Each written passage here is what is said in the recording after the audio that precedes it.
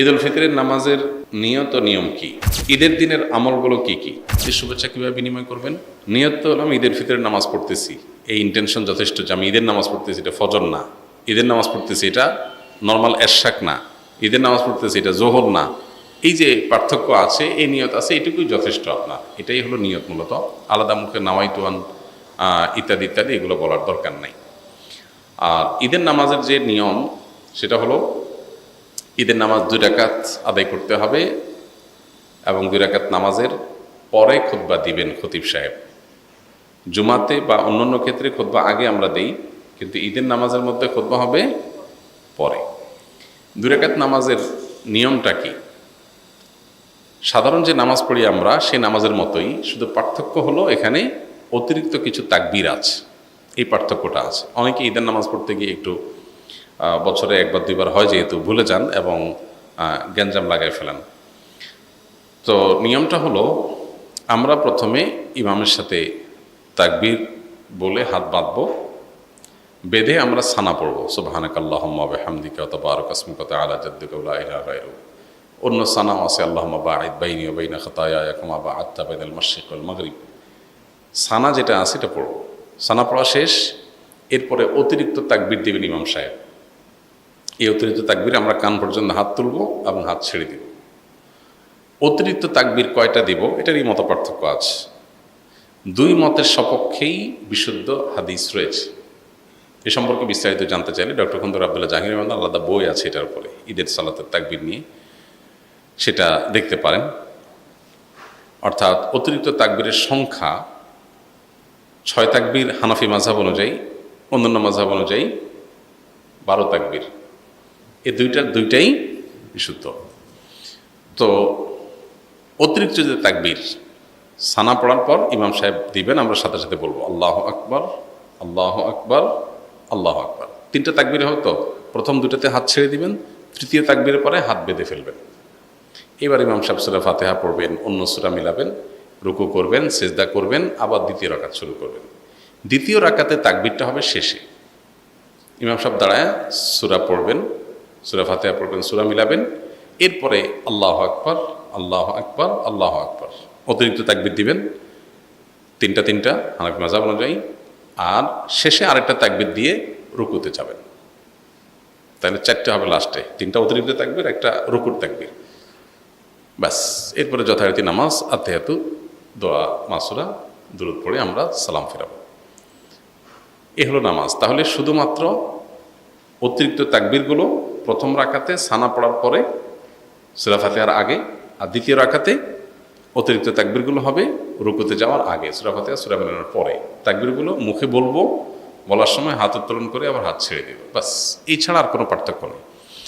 ঈদের নামাজের পরে ইমাম সাহেব খুতবা দিবেন, তখন মনোযোগের সাথে খুতবা শ্রবণ করতে হবে। অনেকে আছেন ঈদের নামাজ পড়ে খুতবা শোনা ছাড়া চলে যান, খুবই গর্হিত কাজ, খুতবা শুনতেই হবে।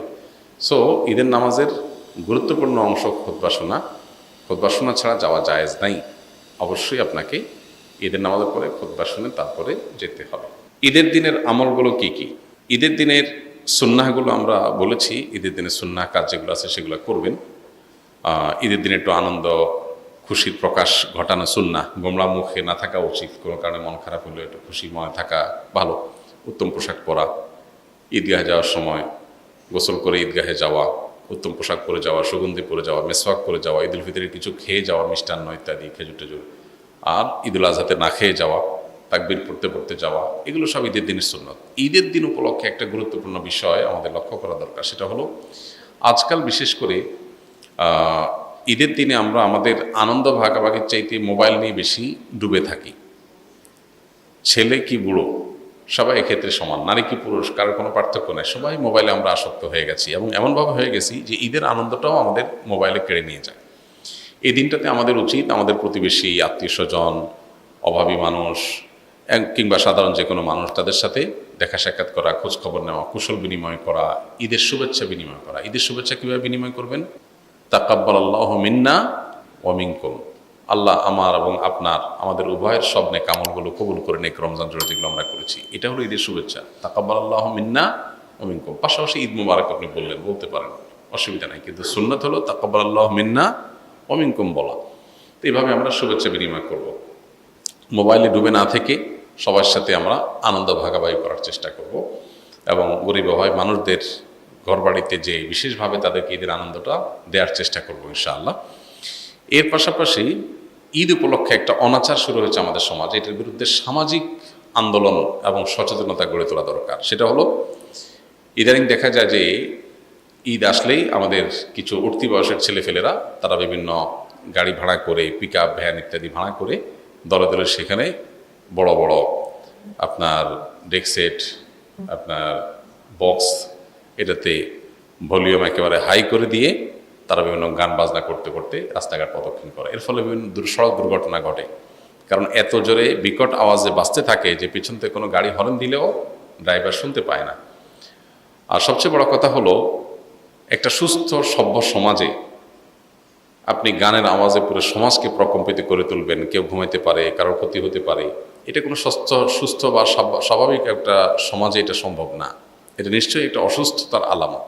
এই জন্য এটাকে থামানো দরকার। ঈদের আনন্দ তরুণরা করবে, কিন্তু সেটা করতে গিয়ে যদি তারা উচ্ছৃঙ্খলতা করে, বখাটেপনা করে, তাহলে সেটা অবশ্যই থামাতে হবে এবং থামানোর জন্য এলাকাভিত্তিক নানাবিধ উদ্যোগ নেওয়া দরকার। ফিতরা না দিলে বসা। ঈদুল ফিতরের সুন্নাহসমূহ কি কি? ঈদুল ফিতরের সুন্নাহসমূহের মধ্যে থেকে সব কিছুর আগে যে সুন্নার নাম চলে আসে সেটা হলো তাকবীর পাঠ করা। আল্লাহু আকবার, আল্লাহু আকবার, লা ইলাহা ইল্লাল্লাহু, আল্লাহু আকবার, আল্লাহু আকবার, ওয়ালিল্লাহিল হামদ। এই তাকবীরটার পাঠ শুরু হবে কখন? ঈদের চাঁদ দেখা যাওয়ার পর। ঈদের চাঁদ দেখা যাওয়ার পর থেকে আপনি গুনগুনিয়ে আপনি এটা পড়তে থাকবেন।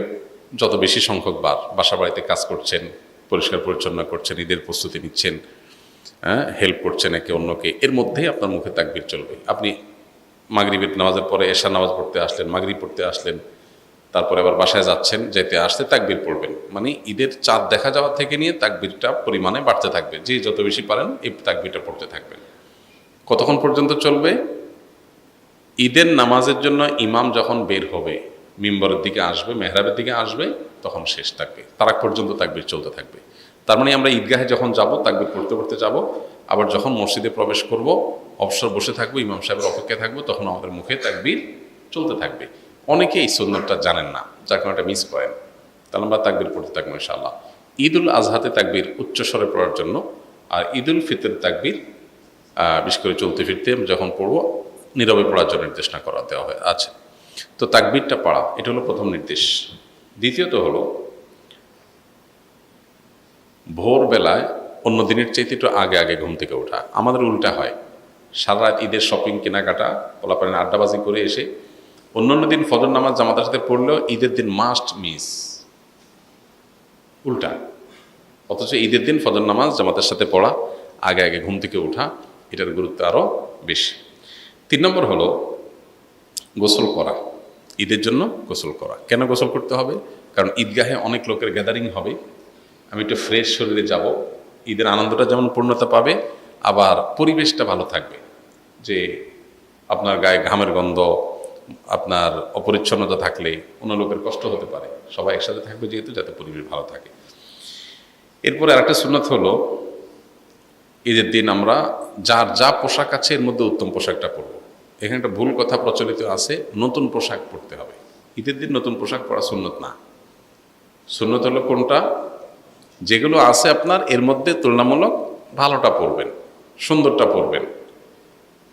ঈদ সুন্নত ছাড়া, নতুন কাপড় ছাড়া ঈদ হবেই না, এই কনসেপ্টটা আমাদের মধ্যে ঢুকছে ভুলভাবে। এটা শরিয়ার কনসেপ্ট না। নতুন পোশাক ঈদের জন্য জরুরি না। সাহাবীরা প্রতি বছর একটা করে জামা কিনতে পারতেন না, 2-4 জোড়া জামা দিয়ে জীবন পার করে দিতেন সেই 1450 বছর আগের মানুষ। এজন্য ঈদের দিন যার যা পোশাক আছে এটার মধ্যে উত্তম পোশাকটা পরব। আরেকটা সুন্নত হলো মেসওয়াক করা। এটাও এই জন্য যে আমরা অনেক গ্যাদারিংয়ের মধ্যে যাব, ঈদগাহে সব মানুষের সাথে মিশবো, যাতে মুখে দুর্গন্ধ না হয়, পরিবেশ নষ্ট না হয়, অন্যের কষ্ট না হয়, সেজন্য। আরেকটা সুন্নত হলো সুগন্ধি মাখা ঈদের দিন। আরেকটা সুন্নত হলো ঈদগাহে যাওয়ার আগে ঈদুল ফিতরে কিছু খেয়ে তারপর যাওয়া, ঈদুল আজহাতে না খেয়ে যাওয়া। ঈদুল ফিতরে হলো ঈদগাহে যাওয়ার আগে একটু খেজুর অথবা মিষ্টান্ন কিছু একটু খেয়ে তারপরে ঈদগাহে যাওয়া। এবং ঈদগাহে যাওয়ার ক্ষেত্রে যে রাস্তায় যাওয়া, আসার সময় ভিন্ন রাস্তায় আসা। আর যদি রাস্তা ভিন্ন না থাকে তাহলে রাস্তা এক পাশে যাওয়া, আরেক পাশে আসা। পায়ে হেঁটে আসা যাওয়া করা ঈদগাহে। এখন যদি দূরে ঈদগাহ দূরে হয় তো গাড়িটা দূরে পার্কিং করে একটু ওইটুকু অন্তত পায়ে হাঁটার চেষ্টা করে। আর এর বাইরে ঈদের দিনের আরেকটা গুরুত্বপূর্ণ বিষয় হলো ফিতরা দিয়ে তারপর ঈদগাহে যাওয়া। ফিতরা শেষ করে দিয়ে তারপরে ঈদগাহে আসা। আল্লাহ তাআলা আমাদের ঈদের সুন্নতগুলো মেনে চলার তৌফিক দান করুন।